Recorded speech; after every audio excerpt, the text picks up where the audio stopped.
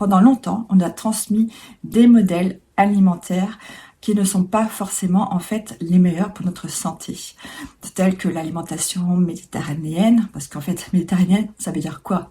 Il y a tellement de pays différents autour de la Méditerranée, avec chacun ses propres traditions. Également l'alimentation végétarienne, végane, low carb, donc voilà.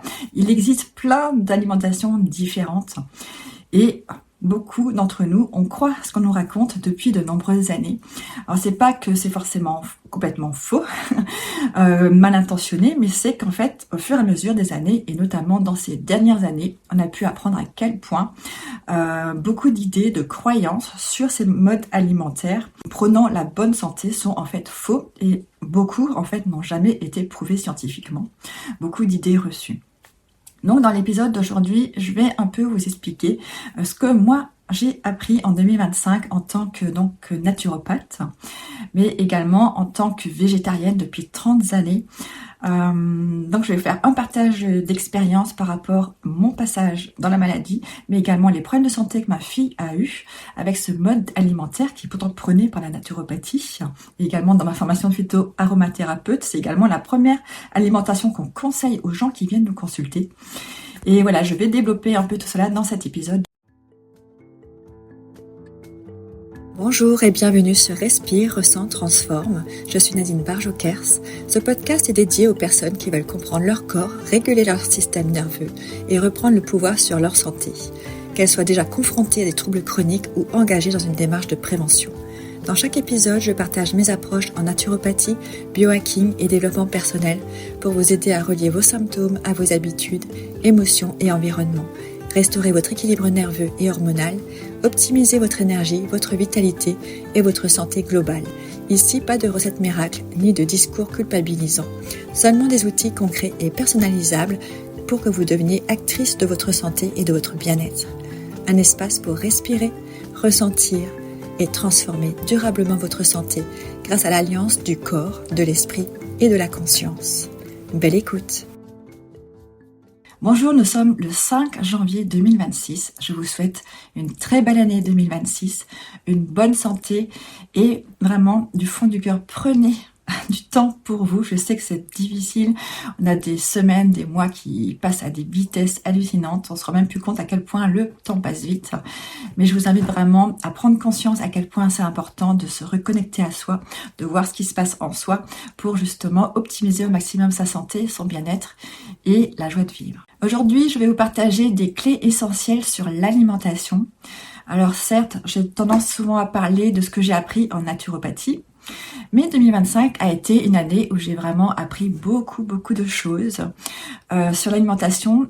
J'ai également dû revoir ce que je pensais savoir. En fait, lorsqu'on entre dans une école, que ce soit celle que j'ai faite en naturopathie ou en tant que phyto-aromathérapeute, on pense que tout ce qu'on apprend, c'est juste. Et on va pas forcément aller chercher plus loin, savoir si en fait ce qu'on nous enseigne est vrai, juste, prouvé scientifiquement. Et là, cette année 2025, eh bien, je suis un peu tombée de haut en apprenant que plein d'idées reçues que j'avais apprises, en fait, n'étaient absolument pas prouvées scientifiquement. C'est-à-dire qu'une personne a décidé de dire ça. Et depuis des générations, tout le monde croit que c'est la vérité, alors que ce n'est pas le cas.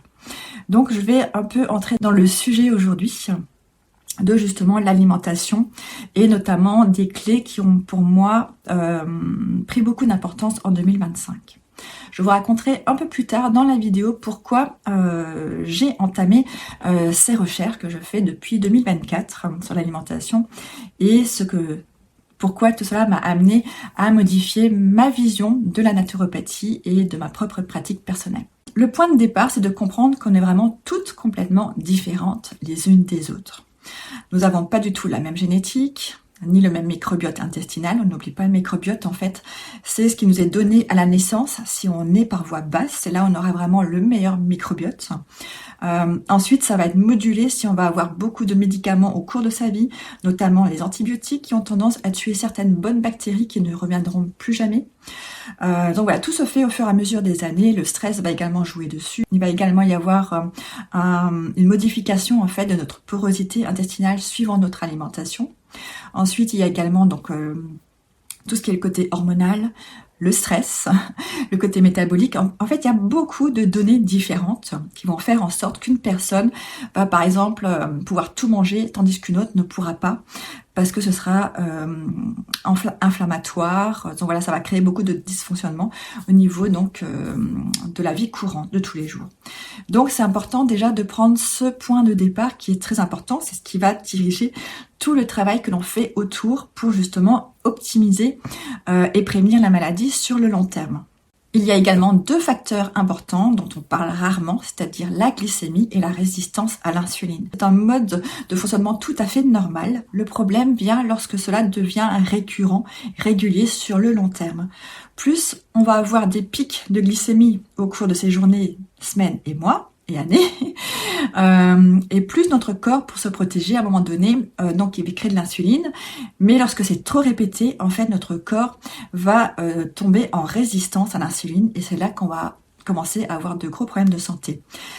L'inconvénient, on va dire, c'est qu'on ne remarque pas cela tout de suite. Donc au début, on est jeune, tout se passe bien, on pense que voilà, rien ne peut nous arriver. Mais en fait, insidieusement, cela s'installe en nous. Et petit à petit, en fait, au fur et à mesure donc des années, certains vont réagir plus vite, vont avoir des maladies beaucoup plus tôt, et d'autres, ça va être au fur et à mesure des années. On n'est vraiment pas tous pareils.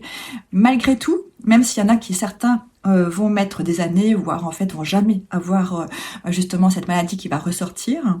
Malgré tout, je pense quand même que nous devons vraiment modifier notre alimentation pour réduire les glucides, pour éviter justement les pics de glycémie et de tomber dans la résistance à l'insuline. Et c'est pour moi vraiment fondamental d'être dans la prévention santé. Alors pour les personnes qui ne me connaissent pas encore, je suis Nadine Barre-Jokers, je suis thérapeute holistique depuis 2010, autrice depuis 2014, j'ai écrit plusieurs livres sur le bien-être et également des livres pour les enfants toujours liés au bien-être et à l'écologie. Tout est inspiré en fait au niveau de mes livres, de mes années d'expérience, que ça fait donc maintenant près de 20 ans que je suis thérapeute, ou que j'évolue en tout cas sur ce chemin. Et donc j'ai également écrit des romans initiatiques, toujours en lien avec tout ce que j'ai pu apprendre au cours de ces années, et notamment un passage par la maladie il y a maintenant plus d'une dizaine d'années, qui ont été pour moi très difficiles, mais qui m'ont fait comprendre au bout de 2 ans que déjà je devais apprendre à prendre soin de moi par moi-même, que je devais comprendre en fait où était la cause, pourquoi je suis tombée malade et pourquoi mes années d'études et de pratique en tant que naturopathe, donc je faisais tous les protocoles, j'étais en plus devenue végétarienne, donc j'étais végétarienne pendant près de 30 ans, je mangeais bio, donc voilà, je pensais tout faire bien et je suis quand même tombée malade. Et ça c'est la grande découverte parce que en fait, à partir du moment où j'étais malade, pendant des années j'ai continué à me former, je suis sortie de la maladie, mais j'avais toujours pas compris la cause, pourquoi j'étais tombée malade, et ce n'est qu'en 2025 que j'ai compris pourquoi. Et je vais en reparler vers la fin de la vidéo, je pense. Et donc en 2023, j'ai opéré un grand changement dans mon mode de vie, c'est-à-dire que j'ai enfin, après une formation en fait en développement personnel, et c'est pour ça que pour moi en RRT, c'est vraiment très important d'avoir également une partie de connaissance de soi pour enfin aligner sa vie en fait à ses besoins. Et c'est lorsque j'ai fait ce chemin d'exploration que j'ai enfin osé réaliser tous mes rêves, au lieu de me dire que non, j'y arriverai jamais. Je vois les autres réaliser leurs rêves, mais moi, je pensais toujours que ce serait pas possible. Et donc, en 2023, j'ai opéré ce changement de vie en partant vivre à 700 mètres d'altitude en montagne, et en semi-autonomie, c'est-à-dire que j'avais vraiment envie de pouvoir être autonome au niveau de mon alimentation. Donc, j'ai créé vraiment toute une forêt comestible en Saint-Tropez. Avec ce changement de mode de vie, j'ai commencé à aller encore beaucoup mieux. Je me suis rendu compte à quel point en fait c'était important que je passe par ce chemin. Donc à partir de 2023, j'ai donc commencé à travailler sur ma modalité Respire, Ressens, Transforme. C'est-à-dire que lorsque j'ai été malade, j'ai découvert en fait la pratique du yoga. Donc je pratiquais déjà longtemps avant yoga et pilates. Mais très souvent en fait je me plaçais pas bien, j'avais des douleurs et tout après, et donc là je suis passée par le yoga sans dégâts de Gasquet pour apprendre à bien me positionner, à renforcer mes muscles profonds. Puis je me suis formée en yin yoga pour être professeure, pour apprendre vraiment à détendre les fascias, leur redonner de la souplesse, avec également le côté méditatif. Puis j'ai continué avec le yoga hormonal, le green yoga, qui est un yoga Iyengar, Vinyasa, en fait c'est un peu un mélange. Puis À côté de ça, je me suis formée également en breathwork, qui est donc en respiration consciente connectée, pour justement libérer les charges émotionnelles, parce que j'avais besoin de faire ce travail pour moi. Et voilà, de petit à petit, j'enchaîne plein de formations. Et j'ai découvert également pour ma fille qui avait donc des problèmes de santé, et notamment digestifs depuis la naissance, j'ai commencé à me former en alimentation paléolithique pour les enfants. Donc dans la vidéo d'aujourd'hui, je vais essayer comme toujours de synthétiser au maximum en fait les informations pour que vous puissiez comprendre. Il y a le facteur donc des pics glycémiques, la résistance à l'insuline, les toxines dans les végétaux et le gluten. Ce sont vraiment les 4 clés que j'ai vraiment expérimentées, comprises en 2025, et c'est vraiment très important lorsqu'on souhaite avoir une bonne santé. Alors nous allons débuter avec donc les pics de glycémie. On sait tous que de nos jours, notre alimentation est très très riche en glucides, on en trouve partout. Les glucides, c'est autant le sucre que dans les céréales. Donc voilà, on en trouve vraiment partout. Et alors les plats industriels, c'est certainement ce qu'il y a de pire, parce que là, ils mettent du gluten, beaucoup de glucides, et tout est de mauvaise qualité pour notre santé. Et ça fera l'objet d'une autre vidéo. Donc les pics de glycémie, en fait, après avoir mangé, on va avoir un pic justement à cause des glucides. Donc ça va monter et très souvent, en fait, ça chute parce que justement, on a eu un pic qui a été trop long, mais c'est une chute, en fait, qui est normale. C'est notre corps qui veut se débarrasser le plus vite possible de ce glucose. Et donc, le pancréas, en fait, va sécréter de l'insuline pour permettre à nos cellules, en fait, de pouvoir justement utiliser ce glucose rapidement. Le problème, c'est que nous mangeons beaucoup trop de glucides tous les jours. C'est-à-dire que notre corps, il est dit partout en fait que notre corps, notre organisme fonctionne aux glucides, mais c'est pas tout à fait juste. En fait, notre corps fabrique par lui-même en fait du glucose naturellement sans qu'on ait besoin de l'apporter par l'alimentation. C'est à peu près 1 cuillère à soupe de glucose dans notre corps qui circule dans notre sang tout le temps, pour pouvoir justement alimenter par exemple notre cerveau, nos muscles. Voilà, donc c'est tout à fait un rôle tout à fait normal. Le problème vient lorsque dans l'alimentation on va ajouter encore du glucose en plus. Là notre organisme il va se dire ouh là là, il y a beaucoup trop de glucose, qu'est-ce que je fais? Je n'en veux pas, ça me sert à rien, ça me pollue, mais qu'est-ce que je vais faire avec? À côté de ça, l'alimentation est également très souvent quand même riche en huile, en matières grasses, mais de très mauvaise qualité. Et donc très souvent, normalement notre corps est censé fonctionner principalement, on va dire 80% en cétose et 20% avec les glucides.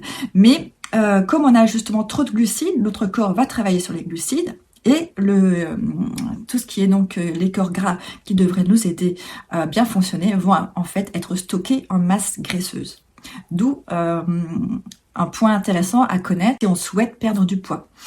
Donc voilà, donc le corps pour justement réussir à réguler donc tout ce glucose, il va donc dire déjà tout d'abord au pancréas de sécréter donc de l'insuline pour justement utiliser vite fait ce glucose, mais comme la pompe à distribution ne s'arrête quasiment jamais, et ben voilà, nous pouvons au fur et à mesure en fait du temps tomber en résistance à l'insuline parce qu'à un moment donné notre corps en a marre, il n'en peut plus, il lâche et puis voilà, on reste en résistance à l'insuline et les problèmes de santé commencent tout doucement sans qu'on s'en rende compte, puis ça s'installe tout doucement. Même si on est une personne mince, oui, on peut également être résistant à l'insuline parce qu'en fait ça n'a absolument rien à voir avec notre morphologie. Alors dans les pics de glycémie, mais comme en résistance à l'insuline, ce qu'on peut remarquer comme signe avant-coureur, ça peut être très souvent et quasiment toujours, c'est une fatigue après un repas. En fait, on pense dans les croyances limitantes que c'est tout à fait normal parce que c'est la digestion, mais en fait non, ce n'est pas normal d'être fatigué après un repas. Au contraire, notre alimentation est censée être notre source d'énergie et on doit se sentir bien après un repas, ce qui n'est pas le cas lorsqu'il y a trop de glucides. Donc c'est de la fatigue, c'est de l'irritabilité, des sautes d'humeur, un mauvais sommeil, ça peut être des maux de tête, des maux de ventre, des ballonnements, des douleurs au foie. En fait, ça peut être tellement de choses différentes, mais en fait, je pense que vous voyez un peu tous les signes. Très souvent, en fait, dans ces signes-là, on les a depuis notre enfance, puisque en fait, tout ce qui est glycémie, on le vit au quotidien depuis ces dernières décennies, depuis maintenant vraiment très longtemps, parce que ça s'est vraiment installé dans nos vies de tous les jours. Et déjà, nos enfants, si on regarde un peu ce qu'ils mangent, le matin, c'est déjà un petit déjeuner avec des céréales, du chocolat, du sucre, de la confiture. Les adultes, très souvent, on se fait des tartines beurre confiture.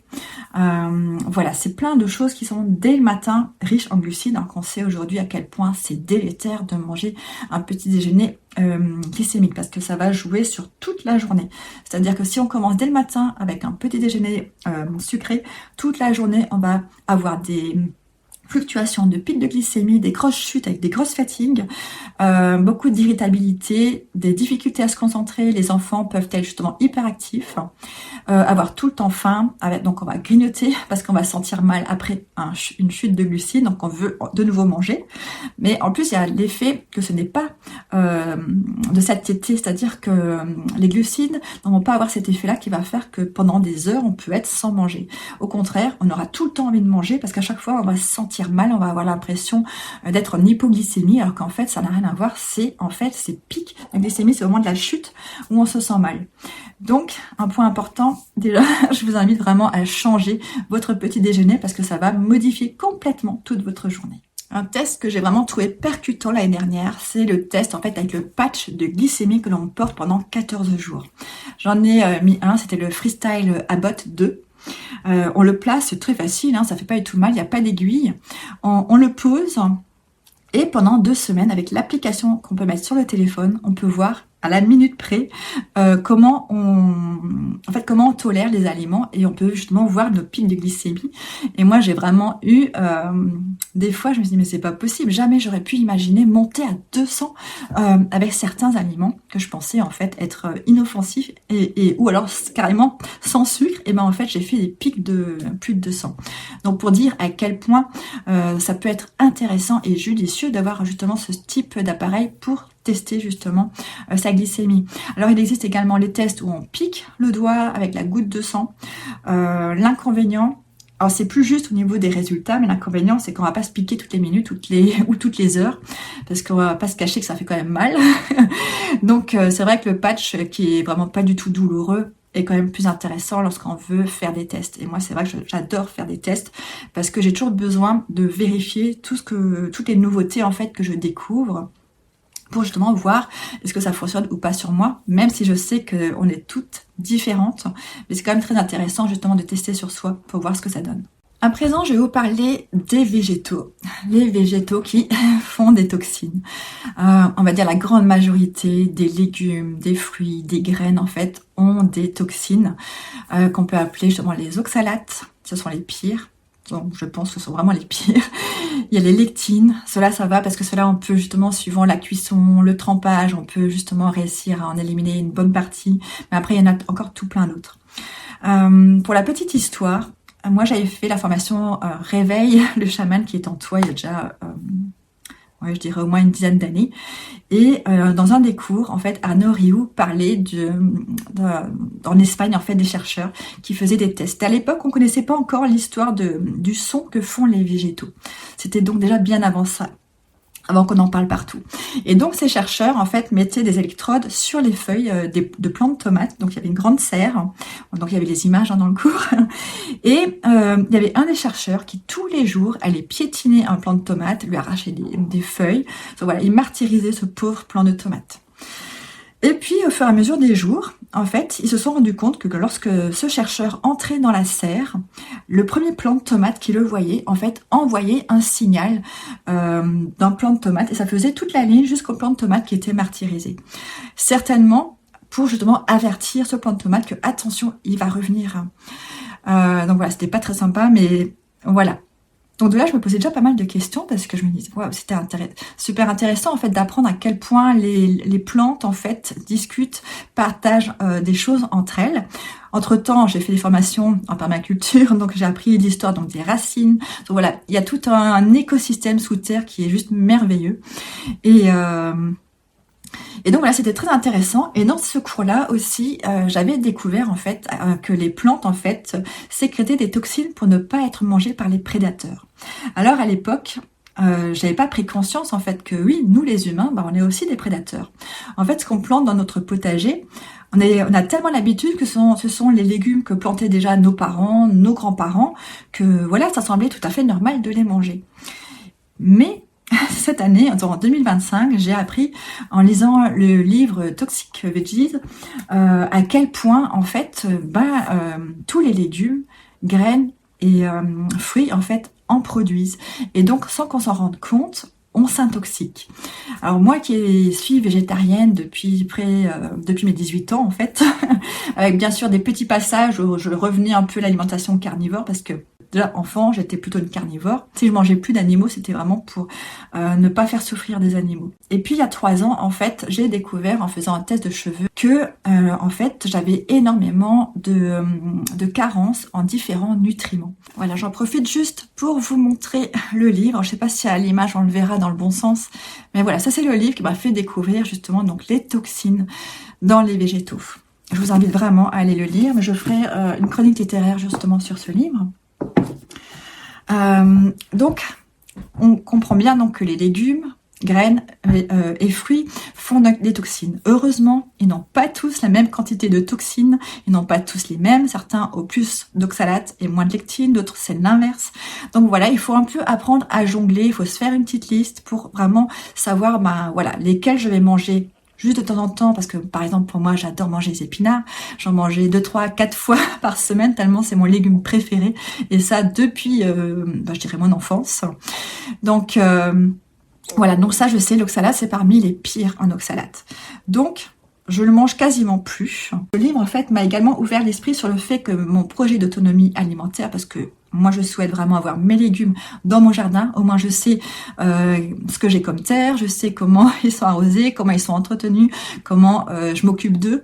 Donc voilà, je voulais vraiment avoir de la qualité, donc pour moi il n'y a rien de mieux que d'avoir un potager. Donc j'ai mon potager, mais j'ai également plein de bacs sur ma terrasse, donc voilà, j'optimise au maximum pour être autonome.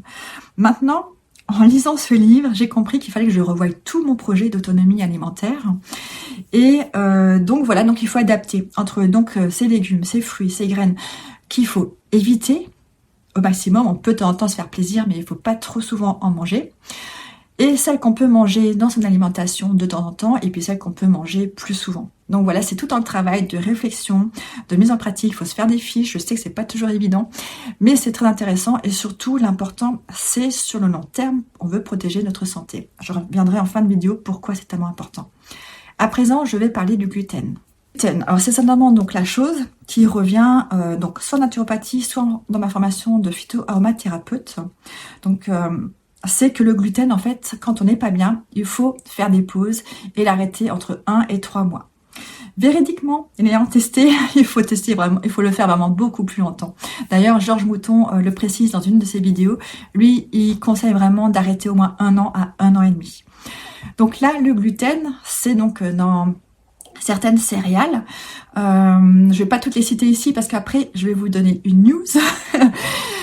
Donc le gluten, il faut effectivement le supprimer si on sent qu'on n'est pas bien, c'est-à-dire comme les symptômes, par exemple, on a des maux de ventre après un repas, des ballonnements, on se sent pas bien, on peut avoir des nausées, on peut avoir des maux de tête.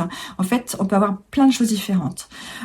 Pour l'anecdote, c'est qu'en fait, moi, j'ai réellement arrêté le gluten, donc en mars l'année dernière, parce que ma fille, en fait, pendant toute l'année scolaire, elle a été très malade, c'est-à-dire qu'elle avait des maux de ventre tout le temps, quasiment tous les jours, des maux de tête, des pics de fièvre qui au bout d'1 heure retombaient, des difficultés à se concentrer, elle était pas bien, elle était d'un teint mais pâle, vraiment très très blanche. Et donc au bout de quelques mois, je me dis ok, on va changer, parce que c'est vrai qu'à l'époque elle mangeait au périscolaire le midi. Donc au mois de mars, j'ai décidé de la garder avec moi les midis pour justement passer dans une alimentation sans gluten. Alors je précise seulement sans gluten, c'est-à-dire qu'on mangeait encore des céréales, celles qui sont dites sans gluten. Mais attention à la news. Et donc au bout de 2 semaines, tout avait disparu, tous ces symptômes ont disparu et ses joues sont devenues roses. Donc pour dire à quel point l'alimentation pour moi est vraiment très importante. Et de ce constat-là, on a continué en fait à être sans gluten. Et puis parce que je voulais vraiment prolonger en fait l'expérience. Et moi, de mon côté, j'ai remarqué au bout d'1 mois, mais en fait c'est pas moi qui ai remarqué, on me l'a fait remarquer, c'est que j'avais plus de douleur aux articulations. je n'avais plus mes lancements. En fait, j'avais depuis au moins 15-20 ans des lancements dans les os avec des crises de polyarthrite. Les lancements, je pensais vraiment c'était lié. En fait, j'ai l'ostéoporose précoce depuis la trentaine. Ça a été diagnostiqué avec la machine, tout ça. Et donc, je pensais que ça venait de là. Mais au bout d'un mois, en fait, eh bien, j'avais plus aucune douleur. Mes douleurs au niveau des articulations que je pensais être dues, parce que donc ici, pendant 3 ans, j'ai fait les travaux. Donc, j'ai entièrement, avec mon mari, rénové complètement notre maison. Et donc, il y avait beaucoup de choses lourdes. On a cassé les murs, le sol. Donc voilà, j'ai porté vraiment beaucoup de charges. Et donc, je pensais que c'était lié à ça. Et ben, un mois après, sans gluten, j'avais plus rien. Mais vraiment plus rien, je pouvais de nouveau tout faire naturellement, me lever le matin sans avoir mal aux genoux. Donc voilà, c'était flagrant. Et je souffrais également de sécheresse oculaire depuis des années et je me mettais tous les jours des gouttes. Et là, pareil, plus aucun problème au niveau de sécheresse oculaire. Pourquoi c'est important pour moi et pourquoi je partage ça? C'est parce que, en fait, donc on a continué jusqu'au mois d'août. Ma fille a gagné des places pour aller dans un parc.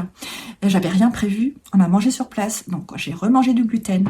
Le soir, directement, j'ai recommencé à avoir des lancements dans les os. Et le lendemain, mes yeux étaient déjà en train de me brûler. Donc, pour dire que pour moi, il y a une vraie relation avec le gluten. Parce que dès que j'arrête, à présent, au bout de, on va dire, 2 semaines, ça se remet comme il faut. Donc, pour dire que déjà, les idées reçues, il ne faut pas penser que oui, c'est tout à fait normal d'avoir mal, parce que c'est pas le cas. Et ensuite, c'est important aussi de considérer, moi je visualise toujours en fait un verre. Quand on est, le verre il est vide. Puis au fur et à mesure qu'on grandit, notre alimentation, le verre se remplit. Par exemple, le verre du gluten va se remplir et à un moment donné, il va déborder. Et c'est lorsqu'il déborde en fait qu'on commence à se sentir pas bien, qu'on commence à avoir des petits signes. Et puis si on continue, et lui il continue à déborder comme un volcan. Et puis petit à petit, on finit par avoir des maladies, des inflammations, plein de choses comme ça. Et dans la logique du fait d'arrêter complètement le gluten, et bien petit à petit, en fait, le verre va commencer à se vider. Mais c'est que lorsqu'on arrive complètement à avoir vidé complètement ce verre qu'on arrive de nouveau à pouvoir de temps en temps manger du gluten. Donc là, ça fait presque une année donc qu'on est sans gluten. Bien sûr, j'ai encore des phases où je fais des tests parce que j'aime bien justement d'un coup m'arrêter, reprendre un aliment que j'avais enlevé pour voir est-ce que j'ai à nouveau des symptômes, des choses qui reviennent. Et j'ai remarqué maintenant quasiment une année que donc au bout de 6 mois sans gluten, et ben là j'en ai remangé par exemple pour les fêtes de Noël. Alors pas beaucoup bien sûr, mais j'ai remarqué qu'il m'a fallu quand même plusieurs jours pour recommencer à avoir de nouveau des douleurs articulaires, des douleurs dans les os et mes yeux qui piquent. Donc c'est très intéressant de voir comment le fait d'arrêter et sur le temps, de voir la différence lorsque de temps en temps on mange du gluten. Donc oui, même si on arrête le gluten, on peut de temps en temps aller au restaurant ou chez des amis sans avoir peur d'en manger. Parce que on aura vidé notre verre et donc si de temps en temps on remet un peu de gluten, c'est pas grave. Faut pas oublier que le gluten n'est pas un ennemi. À la base, le gluten est même plutôt bon pour notre santé, suivant certaines recherches. Mais attention, c'est pas le gluten qui a été transformé, retransformé encore pendant des décennies pour être facilement utilisable par les groupes industriels, les boulangeries pour aller plus vite. C'est le gluten ancien. Donc c'est vrai que avant d'arrêter ce gluten, tous les gluten en fait, dans ma famille ici en fait, on n'utilisait que de la farine de blé ancien. Donc même avec du blé ancien, ou alors ça venait juste du pays scolaire, mais voilà, ma fille a quand même fini par tomber malade. Donc voilà, je vous laisse y réfléchir. Après, la petite news que je voulais partager, c'est que oui, il y a du gluten également dans d'autres céréales auxquelles on ne penserait même pas. Comme par exemple le riz, le maïs. Alors comment? Parce que si on est sans gluten, très souvent on a cette tendance à pallier le sans gluten, mais comme on veut garder nos habitudes, avoir notre pain maison, de faire nos gâteaux, de faire des crêpes, eh ben on va acheter des farines sans gluten ou des préparations déjà faites sans gluten et qui sont donc quasiment toujours pleines de farine de riz et de maïs. Pourtant, déjà ce sont des céréales, donc c'est plutôt très mauvais pour la santé, mais ça je vous en reparlerai. Mais aussi parce qu'en fait, lorsqu'on va les digérer, on va transformer les protéines, certaines protéines, en gluten. Alors, il est dit que dans le maïs, il y aurait à peu près 50% de gluten donc, dans la transformation, et 20% et 5% pour le riz. Un autre point très important à noter dans le gluten, il y a les personnes qui sont intolérantes et les maladies cœliaques. Ce sont deux choses un peu différentes. On va dire qu'on va commencer par l'intolérance. Si on continue, on peut arriver à la maladie cœliaque. Donc la différence, c'est qu'en fait, l'intolérance, c'est qu'on n'est pas très bien. On a mal au ventre, on a des maux de tête, plein de petits problèmes digestifs après avoir mangé justement du gluten, comme par exemple également de la fatigue. Et puis, lorsqu'on a la maladie cœliaque, là par contre, le gluten va attaquer nos parois intestinales et donc petit à petit va les dégrader et c'est là que ça devient vraiment dangereux. Alors que dans l'intolérance, ça n'attaque pas vraiment encore les intestins. Donc comme Hippocrate le disait, notre alimentation doit être notre première médecine.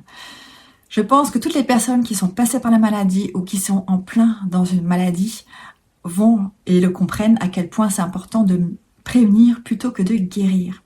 Donc l'idée, c'est en modifiant et en ajustant l'alimentation, peut nous aider et nous éviter de tomber malade. Je trouve ça vraiment un point très important. Donc, prenez-vous le temps de vous renseigner, de vous former, d'apprendre comment avoir une alimentation saine pour soi, parce que, attention, comme je le disais au tout début de cette vidéo, on n'est pas tous égaux. Et donc, il faut voir notre génétique. Moi, j'aime beaucoup le livre, j'aime beaucoup ce dont parle Georges Mouton, et c'est-à-dire notre génotype, suivant notre APOE. Certaines personnes vont pouvoir manger plus facilement des légumes, d'autres plutôt de la viande, d'autres plutôt du gras. Donc voilà, c'est vraiment un point très intéressant et très souvent dans mes consultations, j'ai tendance à demander aux gens de passer ce test parce que ça va faciliter la vie, savoir ce qu'on peut manger, ce que notre corps, notre organisme va le mieux supporter, ben, ça change la donne. Ensuite, bien sûr, il existe plein d'autres tests que l'on peut faire encore après pour voir justement au niveau de la nutrition et de nos micronutriments pour voir est-ce qu'on a des carences ou non, parce que se supplémenter, prendre des compléments alimentaires alors qu'on ne sait pas du tout si on est en carence, ça peut même être néfaste. Donc c'est très important de savoir exactement où est-ce qu'on en est. Et lorsqu'on débute un chemin justement pour optimiser sa santé, c'est de savoir déjà je pars d'où avant de continuer, parce que sinon on ne peut pas savoir ce qui marche ou non pour soi.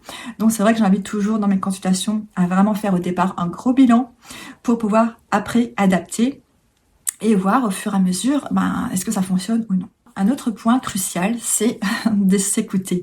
Moi-même, lorsque j'avais mon cabinet, en fait, mon centre de relaxation, où j'avais dedans mon cabinet de thérapeute, j'étais tellement occupée entre la semaine à avoir mes élèves, enfin, c'est les gens qui me consultent, je les appelle toujours mes élèves, mais également mes élèves lorsque je faisais des formations ou des ateliers, et les week-ends, je partais en formation, et donc c'est vrai que j'étais dans un rythme, qu'en plus j'étais une grande sportive, donc je passais mon temps dans des clubs de muscu, je faisais des sports de combat, je faisais beaucoup de choses, donc en fait, mes semaines, elles passaient à une vitesse et je prenais vraiment pas le temps d'écouter ce qui se passait en moi. Même si je ressentais, je me disais, tiens, là, je pense avoir ça, tiens. Et puis ça s'installe. Mais on n'y prête pas attention parce que, voilà, la vie, il faut qu'elle avance, il faut faire tourner le centre.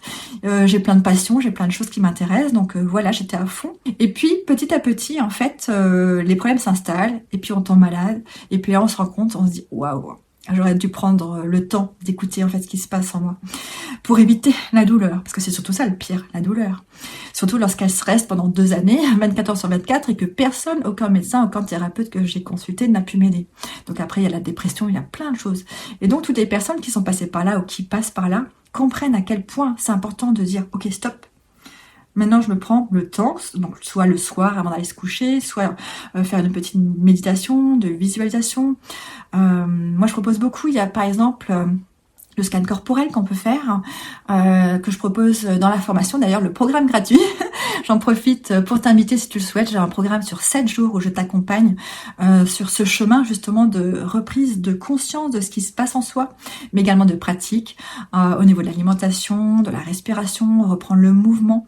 En fait, il y a plein de choses qui sont là et que tu peux utiliser dans ton quotidien facilement grâce à ce programme gratuit pour te reconnecter et comprendre en fait qu'est-ce qui se passe en moi maintenant et de quoi j'aurais besoin. Alors peut-être qu'aujourd'hui tu te sens super bien, tu penses que il t'arrivera jamais rien, ou tu te dis ce sera pour plus tard quand j'aurai du temps. Mais la santé, en fait, elle se prépare dès qu'on est jeune. Et il faut bien comprendre que, aussi autant qu'on a l'impression que ça va, c'est pas pour autant que notre organisme, lui, il va bien. Parce que lui, il est bien fait pour réguler au maximum. Donc, il va prendre un peu partout pour réguler ce qui manque dans le corps. jusqu'au moment où il va faire « Ok, stop, j'en peux plus ». Et voilà, la maladie, elle est là. Et donc, commencer tôt à prendre soin de sa santé, c'est comme les carences en fait. Comme le corps il prend un peu tout partout, à un moment donné il y a des carences qui se font et il n'y a plus rien à prendre. Donc il va prendre dans les muscles, dans les os, puis à un moment donné là aussi il n'y a plus rien à prendre. Donc c'est déjà très important parce que du coup quand on a un enfant, on n'a plus rien à lui donner. Mais aussi pour nous, donc parce qu'au bout d'un moment, ça crée forcément donc des maladies. Et le fait de prendre conscience qu'il faut prévenir va complètement changer la donne pour plus tard. Parce que ce qui est perdu, certaines choses ne reviendront plus jamais. Et ça, c'est un point important qu'il faut prendre conscience. Et déjà, et le mieux, ce serait de prendre conscience lorsqu'on est jeune. Alors, je sais que quand on est jeune, on ne pense pas à tout ça.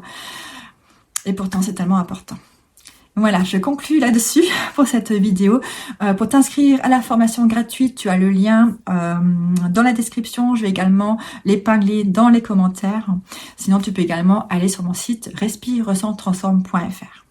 Je te souhaite de passer une très belle journée. On se retrouve bientôt. Bye bye.